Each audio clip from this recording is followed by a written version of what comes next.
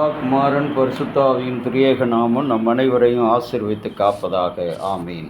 கிறிஸ்துவில் அன்பான இறை மக்களே, இந்த சகல புனிதர்கள் நாளிலே உங்கள் அனைவரையும் இறைமகன் இயேசுவின் நாமத்தினாலே புனிதர்கள் தின வாழ்த்துக்களை தெரிவித்துக் கொள்கிறோம். இன்றைக்கு நமக்கு இந்த மாதத்தின் முதல் நாளாகவும் அனைத்து புனிதர்கள் ஆல் சயின்ஸ் டே என்று சொல்லிக் ஒரு சிறப்பான ஒரு நாளாக கடவுள் இந்த நாளிலே நமக்கு கொடுத்திருக்கிறார். இந்த அருமையான நாளிலே புனிதர்கள் என்று சொல்லும் பொழுது யார் புனிதர்கள், எப்படி அவருடைய வாழ்க்கை இருந்தது? இன்றைக்கு அனைத்து புனிதர்கள் அன்புக்கும் அவருடைய தெய்வீக அருளுக்கும் உரியவர்கள்தான். கடவுளுடைய அன்புக்கும் கடவுளுடைய தெய்வீக அருளுக்கும் உரியவர்கள்தான் புனிதர்கள் என்று கூறப்படுகிறார்கள். இந்த உரிமையாளர் என்று சொல்லுகின்ற இந்த கருத்தை சொல்லுகின்ற ஒரு ஃபாதர் டோமி லேன் என்ற இறையியலாளர் விளக்கத்தை கொடுக்கிறார். நமக்கு அருளப்பட்டிருக்கிற கடவுளின் பிள்ளைகள் என்ற பெயரை அந்த நிலையிலே பொறுப்போடு வாழும்படியாக வலியுறுத்தும்படியாக இந்த கருத்தை வைக்கிறார். எல்லா தவறுகளையும் பலவீனங்களையும் பாவங்களையும் இன்றைக்கு விட்டுவிட்டு கடவுளிடம் அனைத்தையும் ஒப்புவிப்பது, அதை நாம் மீட்பது என்று சொல்லுவது, மன்னிப்பது, மனம் திரும்புவது என்று சொல்வது அல்ல. அனைத்தையும் கடவுளிடத்திலே ஒப்பு கொடுப்பவர்கள் தான் புனிதர்கள். பரிசுத்தவான்களாக வாழுகின்ற வாழ்க்கை பியூட்டிடோட்ஸ், உயர்ந்த கொள்கை அவர்களிடத்தில் ஒரு ஹைலி டாக்ட்ரின் வைத்திருப்பார்கள். நம்பிக்கை, ஊக்குவிப்பு, என்கரேஜ்மெண்ட், இந்த காரியங்கள் அனைத்தையும் இந்த நாளிலே அவர்களுக்கென்று அர்ப்பணிக்கின்ற ஒரு வாழ்வை உடையவர்கள்தான் புனிதர்கள். இன்றைக்கு பார்க்கும்போது நேற்றைய தினம் நாம் கொண்டாடினோம் சீர்திருத்த திருநாள் என்று, ரெஃபர்மேஷன் டே. அந்த ரெஃபர்மேஷன் டேக்கும் ஆல் சயின்ஸ் டேக்கும் ஒரு நெருங்கிய தொடர்பு இருக்கிறது. மார்ட்டின் லூதர் அந்த சீர்திருத்தத்தை தன்னுடைய பலகீனம் பாவம் அனைத்தையும் கடவுளிடத்தில் அர்ப்பணித்து, திருமலையின் படித்து அர்ப்பணித்து 95 நியாயங்களை வித்தன்பர்க் ஆலயத்திலே அவர் ஆய்வறிக்கைகளை அடிக்கின்ற அந்த நேரத்தில் கோபத்துடன் அங்கே ஆணிகளால் அடிக்கிறார். அதிகாரம், ஆட்சி, ஜாதியம், ஒடுக்குதல், ஏழை பணக்காரன் இவைகளை எதிர்த்து எல்லாவற்றிலும் நாங்கள் குரல் கொடுக்க, போர் கொடுக்க, அவர்களை அணைத்து கொண்டு வாழ இந்த ஆய்வறிக்கை பயன்படும் என்று சொல்லி அங்கே கோபத்தோடு அங்கே அந்த 95 நியாயங்களை அடைக்கிறார். மக்களிடம் ஏற்பட்டிருக்கிற கவன சிதைவு, பொல்லாத பாவம், பொறாமை இவைகளிலிருந்து அவர்கள் விடுவிக்கப்பட வேண்டும் என்பதுதான் கடவுளுடைய திட்டம். இப்படிப்பட்ட வாழ்க்கை வாழுகிறவர்கள் தான் புனிதர்கள் என்று அழைக்கப்படுகிறார்கள். ஃப்ரெட்ரிக் டிவைஸ் என்பவர் 19,000க்கு மேற்பட்ட புனிதர்களுடைய நினைவு சின்னங்களை அங்கு அவர் சேமித்து வைத்தாராம். புனிதம் என்பது திருச்சபை கொடுக்கின்ற ஒரு பெரிய ஒரு பணி. அந்த பெரிய பணியினுடைய மகுடத்தை திருச்சபை புனிதர்களுக்கு, வாழ்ந்தவர்களுக்கு, இப்படிப்பட்ட வாழ்க்கை வாழ்ந்தவர்களுக்கு கொடுக்கிறது. அப்படி வாழ்ந்த வாழ்க்கையில் நாம் நம்பிக்கையோடு நல்ல எண்ணத்தோடு நிலைத்திருக்கிற ஒரு வாழ்க்கை. இந்த புனிதர்கள் எல்லாம் சோதனைகள் வரும்போது நம்பிக்கை இழக்கவில்லை, பிரச்சனைகள் வரும்போது தன்னை கடவுளை விட்டு பிரித்து கொள்ளவில்லை, கோபப்படவில்லை, வறுமைகளை கண்டு அவர்கள் அஞ்சவில்லை. எல்லாவற்றிற்கும் தன்னை அர்ப்பணித்தவர்களாக வாழும் பொழுதுதான் அவர்களிடத்தில் ஒரு பெரிய ஒரு புனிதத்தை நாம் பார்க்க முடியாது. இன்றைக்கு பேரழிவு, ஒழுக்கம், இவை ஞானம் இவையெல்லாம் இன்றைக்கு உலகத்தில் குறைந்து விட்டது. நம்பிக்கை துரோகம், பாவங்களை உணர்கின்ற தன்மை எல்லாமே குறைந்து விட்டது. இன்றைக்கு உலகத்தில் இருக்கிற எல்லாமே இன்றைக்கு பொய்யானது என்கின்ற நிலையிலே தான் இன்றைக்கு காணப்படுகிறது. எல்லாவற்றிலும் முன்பிருந்ததை விட இன்றைக்கு அதிகமான ஊழல், அது திருச்சபையாக இருக்கட்டும், அரசாக இருக்கட்டும், சமூகமாக இருக்கட்டும், கவனச்சிதைவு, புதிய சோதனைகள், அவசர வாழ்க்கை, அவசர உணவு, இவைகள் கடவுளை விட்டு இன்றைக்கு நம்முடைய வாழ்க்கையை தோல்வியடை செய்கிறது. இன்றைக்கு புனிதர்கள் நாளில் நாம் செய்ய வேண்டியது, இந்த புனிதர்களுடைய நிலையை அடைவதற்கு, பட்டத்தை பெறுவதற்கு 1 கொரிந்தியர் 13:13 விசுவாசம், நம்பிக்கை இவைகளில் தர்மமே பெரியது. புலம்பல் 3:31-22 கடவுள் நம்மை என்றென்றைக்கும் கைவிடாது இருக்கிற ஆண்டவராக இருக்கிறார். கிறிஸ்துவில் அன்பான இறை மக்களே, இந்த மாதம் சகல பரிசுத்தவான்கள் மாதம். அவர்கள் வாழ்ந்த வாழ்க்கை நம்முடைய ஆண்டவர் இயேசு கிறிஸ்து கொடுத்த இந்த திருச்சபை தந்த ஒரு பெரிய மகுடமாக இருக்கிறது.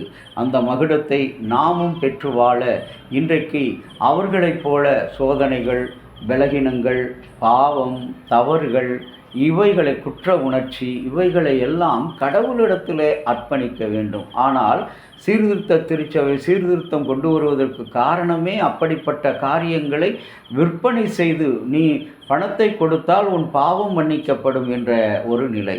அந்த நிலையிலிருந்து தான் லூத்தர் அவர்கள் அந்த புனிதர் பட்டத்தையும் அவர் அங்கு வலியுறுத்துவதாக பார்க்கிறோம். உலகினுடைய அனைத்து காரியங்களையும் நாம் உற்று நோக்கும்போது இன்றைக்கு நம்பிக்கையிலே நிலைத்திருங்கள் என்று இறைமகன் ஆண்டவர் கூறுகிறார். நம்பிக்கையிலே நிலைத்திருங்கள் இந்த மாதத்தினுடைய வாக்குத்தத்தமாக மகாகணம் பேராயர் அவர்களால் கர்த்தர் நமக்கு கொடுத்திருக்கிற வாக்குத்தத்தம். இன்றைக்கு இந்த வாக்குத்தத்தம் என்னுடைய வாழ்க்கையில் அனுபவ ரீதியாக ஒரு வெற்றி நிறைந்த, வல்லமை நிறைந்த ஒரு வார்த்தையாக இருக்கிறது. சகரியா 9:12 நம்பிக்கையுடைய சிறைகளே, அரணுக்கு திரும்புங்கள், இரட்டிப்பான நன்மையை தருவேன், அதை இன்றைக்கே தருவேன் என்று இஸ்ரவேலின் கடவுள் இஸ்ரவேல் மக்களை பார்த்து சொல்லுகிறார். அரணுக்கு திரும்புங்கள். இஸ்ரவேலுக்கு கொடுக்கப்பட்ட அழைப்பினுடைய அந்த காரியத்தை குறித்து, நம்பிக்கையுடைய சிறைகளே, திரும்பு என்ற வார்த்தை திசையை மாற்றுவது, மனம் திருப்புவது என்ற பொருளை கொடுக்கிறது. இதை செய்ய கடவுள் கட்டளை இடுகிறார். நீ நம்பிக்கையோடு கடவுளிடத்தில் திரும்பு. உன்னுடைய கவலைகள், இன்னல்கள், சத்துருக்கள், போராட்டங்கள் இவைகளில் அன்றைக்கு இஸ்ரவேல் ஜனங்கள் தன்னுடைய ஒவ்வொரு சூழலிலும் வருகின்ற சோதனைகளை கண்டு மோசேயை முறுமுறுத்தார்கள், ஓடினார்கள், கடவுளை வெறுத்தார்கள். ஆனால் அதற்கு நேரடியாக நம்பிக்கை கொடுப்பது போல நீங்கள் கடவுளிடம் திரும்புங்கள் என்று சொல்லி, சிறைகளே, இன்றைக்கு உலகத்தில் என்னென்ன சிறை, பாவம், பயம், விரக்தி, வேதனை, அவமானம், மன அழுத்தம், பிரச்சனை, அனைத்திலும் நாம் சிறைப்பட்டு இருக்கிறோம். இவற்றில் இருக்கிற நம்மை பார்த்து ஆண்டவர் சொல்லுகிறார், நம்பிக்கையுடைய சிறைகளே, நீங்கள் அரணுக்கு அரண் என்று சொல்லும்போது கர்த்தர் என் கண்மலை, அவர் என் கோட்டை என்று சொல்லுகிற அந்த கண்மலையாக கர்த்தரிடத்தில் நம்பிக்கையின் சிறைகளை, சிறைபிடித்து தப்பிக்க வழியற்ற சிறையை உருவாக்க முடியாத ஒரு வாழ்க்கையை கடவுள் ஒரு ஜீவனை காக்கும்போது நித்திய ஜீவனை அவர்களுக்கு கொடுக்கிறார். கடவுள் பிள்ளைகள், கடவுள் நம்பிக்கையின் சிறைகளே என்று சொல்லி கைதிகளே என்று அழைக்கிறார். கர்த்தர் என்றும் கைவிட மாட்டார். சோதனை ஏற்பட்டாலும் கைவிடவே மாட்டார். அவரின் நம்பிக்கை கொள்கிற எவனும் சுத்தமானவன், பரிசுத்தமானவன். இன்றைக்கும் கூட அன்பான இறை மக்களே, நம்பிக்கையோடு கடவுளிடத்தில் நம்முடைய இன்னல், துயர, கஷ்டங்களோடு அவரிடத்தில் திரும்பவும். பரிசுத்தவான்கள் நாளை நினைக்கும் பொழுது பரிசுத்தவான்கள் தங்களுடைய எல்லாவற்றையும் மனிதனிடம் அறிக்கையிடவில்லை, கடவுளிடம் அர்ப்பணிக்கின்ற வாழ்க்கை. இப்படி வாழும் பொழுது கடவுள் இரட்டிப்பான நன்மை, அவர் சொத்து சுகங்களை, பணம், பங்களா, பதவி இவற்றை குறித்து சொல்லவில்லை. பணக்காரன் காட்டுகின்ற கருணை, அந்த நிலையில் கர்த்தர் நமக்கு செல்வந்தராக, எஜமானராக இருக்கிறார். நம்மால் செலுத்த முடியாத கடினமான அந்த எல்லா காரியங்களுக்கு எந்த வழியுமே இல்லை. பாவம், பலவீனம், தோல்வி இவைகளை நீக்குவதற்கு எந்த வழியுமே இல்லை. கடவுளுடைய உயர்வான இரக்கத்தினால், அன்பான இரக்கத்தினால் நமக்கு இன்றைக்கு அவற்றை விடுவித்து இரட்டிப்பான நன்மையை கொடுக்கிறார்.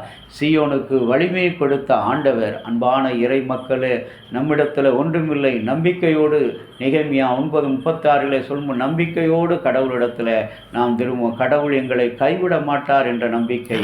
எஸ்ரா 9:8-9 கடவுள் எங்களை கைவிடாமலும் அடிமைத்தனத்தில் இருந்து சிறிது ஆகாரம் கொடுத்து இரட்டிப்பான நன்மை கொடுத்து வழிநடத்துவேன் என்கின்றார்.